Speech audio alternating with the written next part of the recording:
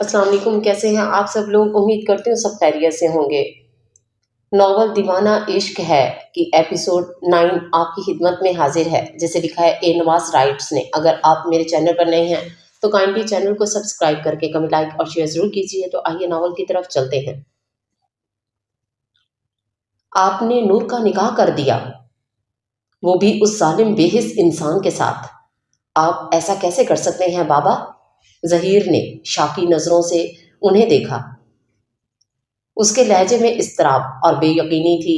نور، زرنش کی سسکی کی آواز سن کر وہ تینوں اس کی طرف متوجہ ہوئے، جو کسی ہارے ہوئے جواری کی طرح، کسی لوٹے پوٹے مسافر کی طرح، سفید چہرہ بھگوتے آنسوں، صدمے سے چور ساخت بیٹھی سسکتی، وہ زیر لب نور کا نام لے رہی تھی۔ اس کی حالت ایسی تھی جیسے کسی مرتے ہوئے کو جینے کی امنگ دے کر واپس موت کے منہ میں دھکیل دیا جائے۔ ابھی تو وہ اپنے واحد خونی رشتے کے ملنے پر ٹھیک سے خوش بھی نہیں ہو پائی تھی کہ وہ پھر سے اس سے جدا کر دی گئی تھی۔ اس کو نور کا نام لے کر روتے دیکھ کر خانی بیگم حیران ہوئی، جبکہ حیات خان اور ظہیر اس کی اس کیفیت کے پیچھے کی وجہ سے بخوبی واقف تھے۔ زرنش، ظہیر اس کے قریب آتے پنجوں کے بل بیٹھا۔ زری، پلیز تم رو مت، میں وعدہ کرتا ہوں میں نور کو ان ظالموں کے چنگل سے آزاد کروا لوں گا۔ ٹرسٹ می، پلیز ڈونٹ کرائے۔ اپنے ہاتھوں سے اس کے آنسو پونچھتے ظہیر نے تسلی دیتے یقین دہانی کرائی۔ دور رہیں مجھ سے۔ زرنش نے زخمی نگاہوں سے اسے دیکھتے اس کا ہاتھ دور جھٹکا۔ ظہیر کو اس کا ہاتھ جھٹکنا شدید برا لگا، مگر اس کی حالت کے پیش نظر انداز کر گیا۔ اوکے، نہیں لگاتا ہاتھ، تم پلیز رونا بند کرو۔ میں کہہ رہا ہوں نا، میں آج ہی نور کو واپس دے آؤں گا۔ ہاتھ پہلو میں گرائے ظہیر نے نرمی سے کہا۔ باپ میری بہن کو لاوارث سمجھ کر ان کے حوالے کرتا ہے، اور بیٹا اسے وہاں سے نکالنے کی باتیں کرتا ہے۔ اگر میری بہن کو ایک کھروچ بھی آئی ہوئی نا، تو میں اس حویلی کی اینٹ سے اینٹ بجا دوں گی۔ سن لیں آپ لوگ۔ زرنش نے سرخ نظروں سے ان تینوں کو دیکھتے زخمی شیرنی کی مانے دھاڑتے وارننگ دی، اور ان تینوں کو حیران پریشان چھوڑ کر کھٹ کھٹ زینے چڑھتے اپنے کمرے میں چلی گئی۔ ظہیر نے اس کے جاتے ہی گہری سانس لیتے تعصب اور ناراضگی بھری نظر حیات خان اور خانی بیگم پر ڈالی اور باہر نکل گیا۔ حیات، زرنش نور کی بہن ہے؟ حیرت و بے یقینی بھرے لہجے میں پتہ نہیں پوچھا گیا تھا یا بتایا گیا تھا۔ حیات خان کوئی بھی جواب دیے بغیر شدید پریشانی میں اسٹڈی روم میں چلے گئے۔ تمہارا بیٹا الو کا پٹھا کہاں مر گیا ہے؟ وہ میرا سارا بنا بنایا کھیل برباد کر دیا ہے اس نے غصے سے فون پر دھاڑتے کہا۔ وہ ڈھونڈ تو رہا ہے اسے، مل جائے گی۔ ارے کیا خاک ملے گی، اس گدھے بے وقوف انسان نے چھوڑنا ہی تھا تو گھر سے نکال دیتا، طلاق دینے کی کیا ضرورت تھی؟ اب وہ ہمارے لیے مصیبت بننے والی ہے۔ پہلے وہ جہان عالم کم تھا جو ایک اور مصیبت نازل ہو گئی۔ خان نے لب بھینچتے شدید پریشانی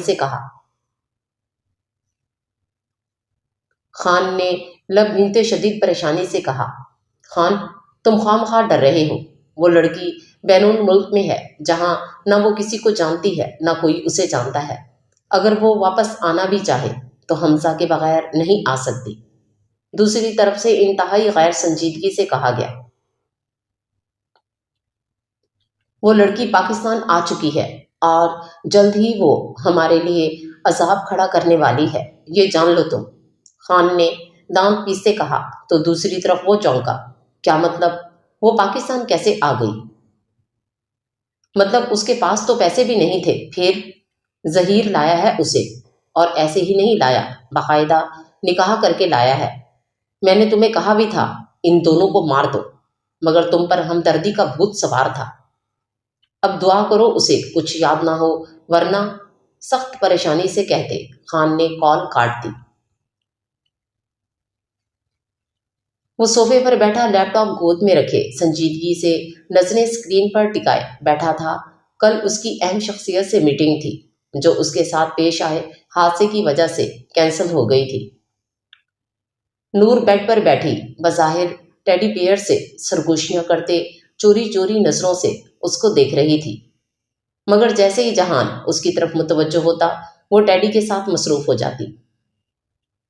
ٹیڈی، تم مجھے بتاؤ مجھے کیا کرنا چاہیے؟ کیا انہیں بتا دو کہ اب میں پاگل نہیں رہی؟ اگر میں انہیں بتا دیا تو یہ غصہ تو نہیں کریں گے نا؟ محویت سے جہان کو تکتے اس نے ٹیڈی پر سوالیہ نظر ڈالی۔ انداز ایسا تھا جیسے وہ اس کی ساری باتیں سن اور سمجھ رہا ہو۔ نہیں، اگر میں نے انہیں بتایا کہ میں ٹھیک ہو جانے کے باوجود ان سے جھوٹ بولا تو یہ بہت غصہ کریں گے۔ خود ہی سوال کرتی اور خود ہی جواب دیتی۔ وہ عجیب کشمکش کا شکار تھی۔ تم نہیں جانتے ٹیڈی یہ غصے کے کتنے تیز ہیں۔ میں نے دیکھا تھا جب یہ موٹی گل کو غصے سے ڈانٹ رہے تھے۔ اف، اس کے غصے سے آتش فشاں روپ کو تصور میں لاتے نور نے جھرجھری لی تھی۔ نور جہان، ابھی وہ انہی الجھنوں میں گم تھی کہ جہان کی گھمبیر آواز نے اسے اپنی طرف متوجہ کیا۔ جی، کچھ کہنا چاہتی ہو؟ اسکرین پر نظریں جمائے جہان نے پوچھا تو نور کی آنکھوں میں حیرت در آئی۔ مصروف ہوتے ہوئے بھی جہان اس کی طرف ہی متوجہ تھا۔ اس کا ٹیڈی سے باتیں کرنا، منہ کے عجیب عجیب سے زاویے بنانا، کبھی اقرار میں سر ہلانا تو کبھی انکار کر کے اداس ہو جانا، وہ سب دیکھ رہا تھا۔ انہیں کیسے پتا چلا؟ نور نے حیرت سے بڑبڑاتے ٹیڈی کو دیکھا۔ جہان اس کو الجھنوں میں گھرا دیکھ کر لیپ ٹاپ بند کرتے بیڈ کی طرف بڑھا۔ بولو، کیا بات ہے؟ اس کے سامنے براجمان ہوتے جہان نے ٹیڈی بیئر اس کے ہاتھ سے لے کر سائڈ پر رکھا اور اس کے دونوں ہاتھوں کو گرفت میں لیتے نرمی سے پوچھا، جان، مجھے آپ کو کچھ بتانا ہے۔ ایک نہ ایک دن تو اسے بتانا ہی تھا، تو پھر ابھی کیوں نہیں؟ یہ سوچ کر گہری سانس لیتے اس نے بات کا آغاز کیا۔ بولو، میں سن رہا ہوں۔ پہلے آپ وعدہ کریں، میری بات سن کر غصہ تو نہیں کریں گے نا؟ ہچکچاتے اس نے وعدہ لینا چاہا۔ میں اپنی معصوم سی نورے پر غصہ کر سکتا ہوں بھلا؟ جہان نے اس کی ہچکچاہٹ دیکھ کر مسکراتے پوچھا۔ نہیں، نور نے نفی میں سر ہلایا۔ تو پھر بتاؤ، کیا بات ہے جو میری جان کو پریشان کر رہی ہے؟ جہان، میں کہنا چاہتی ہوں کہ میں اب پاگ سردار، کیا میں اندر آ سکتا ہوں؟ نور، جو بہت ہمت متما کرنے کے بعد اسے بتانے ہی والی تھی کہ افضل کی آواز سن کر اس کی بات ادھوری رہ گئی۔ ہاں، آ جاؤ۔ جہان نے بیڈ پر بیٹھے بیٹھے ہی دروازے کی طرف دیکھا۔ سردار، بہت ضروری بات کرنی ہے۔ اسے نور کے ساتھ بیٹھا دیکھ کر افضل نے رخ بدلتے سنجیدگی سے کہا۔ تو اس کا مطلب سمجھتے جہان ہنکارا بھرتے ایک مسکراتی نظر نور پر ڈال کر اس کی طرف چلا گیا۔ بولو، کیا بات ہے؟ اسے سائڈ پر لے جاتے جہان نے سوالیہ نظروں سے دیکھا۔ سردار، ظہیر خان، وہ باہر کھڑا ہے، آپ سے ملنا چاہتا ہے۔ افضل کی بات سنتے جہان کے چہرے پر تھوڑی دیر پہلے والی نرمی غائب ہو گئی۔ اس کی اتنی ہمت، آج میں اس کا قصہ تمام کر دوں گا، غیظ و غضب سے دبی آواز میں غراتے جہان نے بیڈ کی دراز سے ریوالور نکالی اور آندھی طوفان کی طرح افضل کو ساتھ لیے باہر نکل چلا گیا۔ اس کو اتنے غصے میں ریوالور اٹھا کر باہر جاتا دیکھ کر نور بھی پریشان سی اس کے پیچھے گئی تھی۔ تیزی سے سیڑھیاں پھلانگ کر وہ خارجی دروازے کی طرف بڑھا۔ لان عبور کرتے اس کی نظر گیٹ کے باہر پڑی، جہاں بالکل سامنے ظہیر سینے پر ہاتھ باندھے اپنی جیپ سے ٹیک لگائے کھڑا تھا۔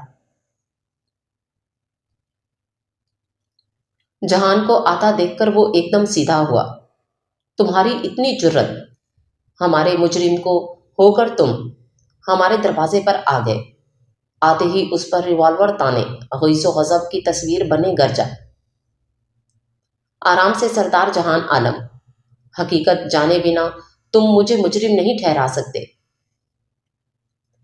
رہی بات یہاں آنے کی، تو میں نور کو لینے آیا ہوں۔ اسے جانے دو سردار، وہ معصوم بے گناہ ہے، ظہیر نے ڈرے یا ہچکچائے بغیر تحمل سے کام لیتے کہا۔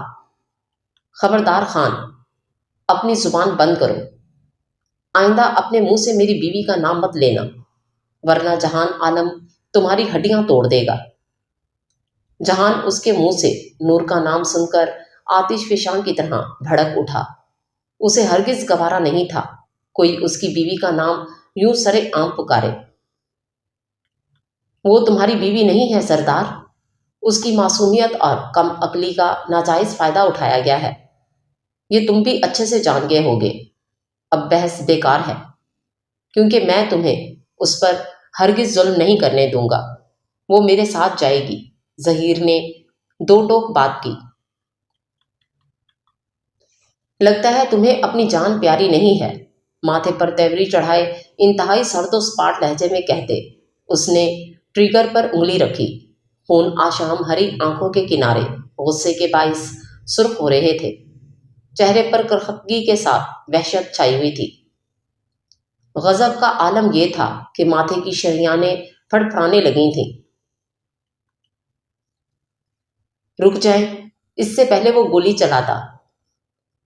نور کی چیخ نما آواز سن کر اس کا ہاتھ رک گیا۔